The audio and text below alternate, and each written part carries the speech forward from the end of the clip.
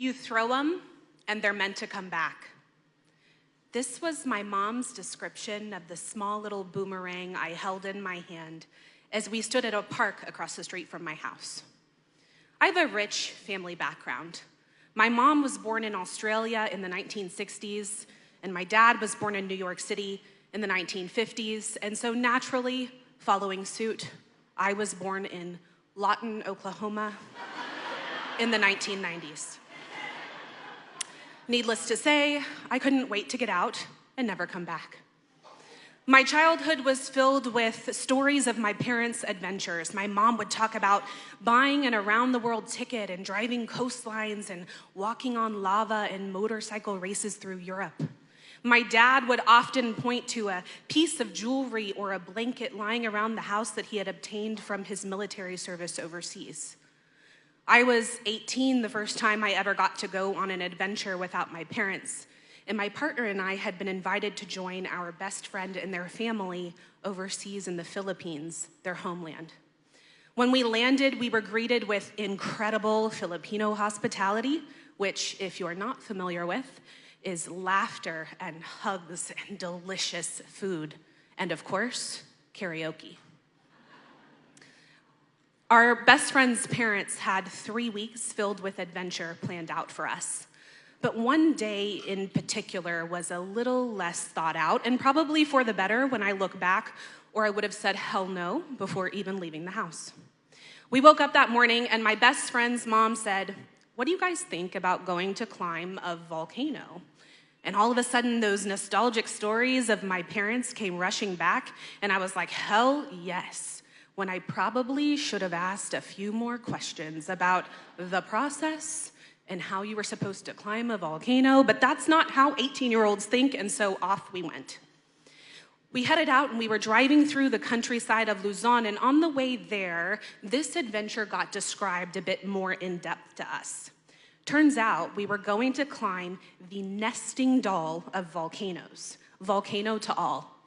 It's the only place in the world where there is a tiny little island in the middle of a volcanic lake, on a volcanic island, in the middle of a lake, on the island of Luzon, in the middle of the ocean.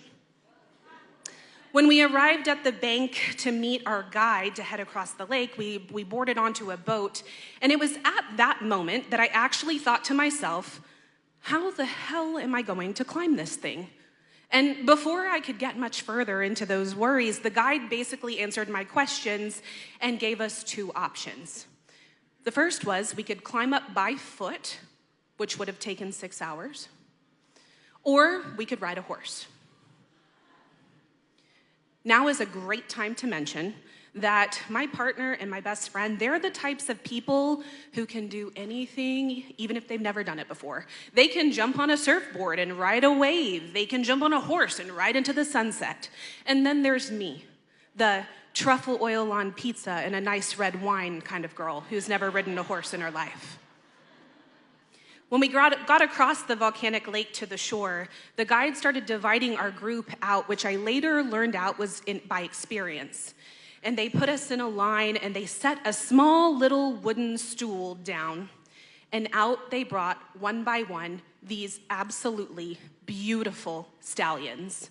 And they boarded our group one by one onto the stool, onto the stallion, and then let them begin the path. Well, some time goes by and the people and the stallions are dwindling, and suddenly I look around and I'm the only one left.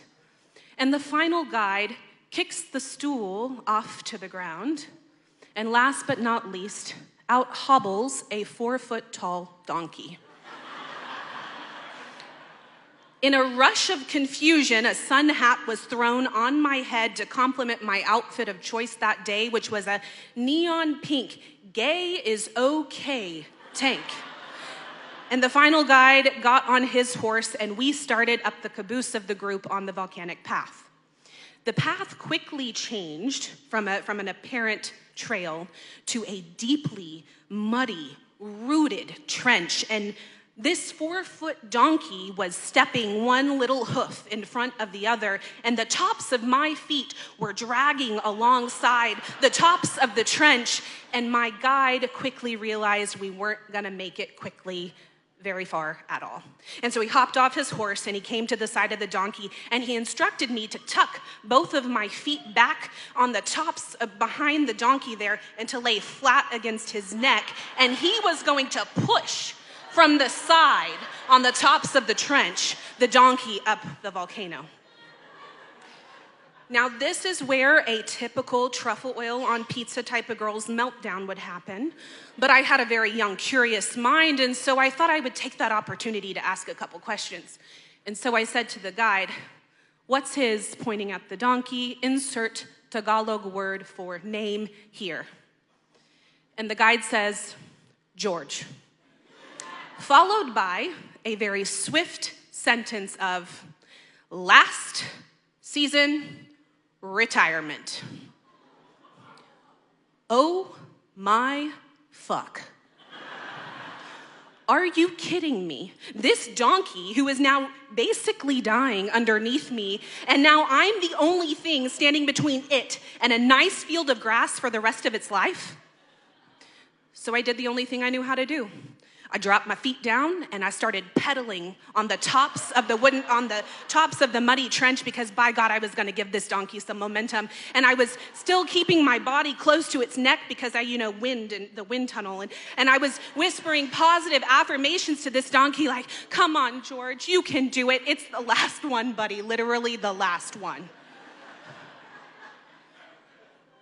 An hour's journey up the volcano finally put us at the top, and it should have taken us 30 minutes.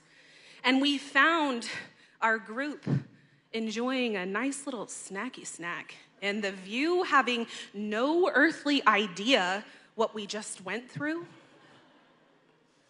Now, this is where I wish I could say that this jet came and swept George and I off the top of the volcano and whisked us away into retirement, but that's not how life goes. And as the saying goes, what goes up must come down. And so after taking in the scenery, we begrudgingly loaded up, and George and I took the caboose again and made our way back down the mountain in an equally horrifying journey. When we got to the bottom, I jumped off of George, I wished him a happy retirement, I kissed the ground, and I got on the boat, because for the first time in my life, I couldn't wait to get home. Throughout my life, I've had these really cool opportunities to go on some really great adventures. But every time I get to a place like I did at the bottom of that volcano where I can't wait to get home. And so I guess Oklahoma really is okay, just like being gay. And I guess I'm more like an Oklahoma boomerang than I would have ever thought to imagine growing up. I can't wait to be thrown, but I can't wait to come home.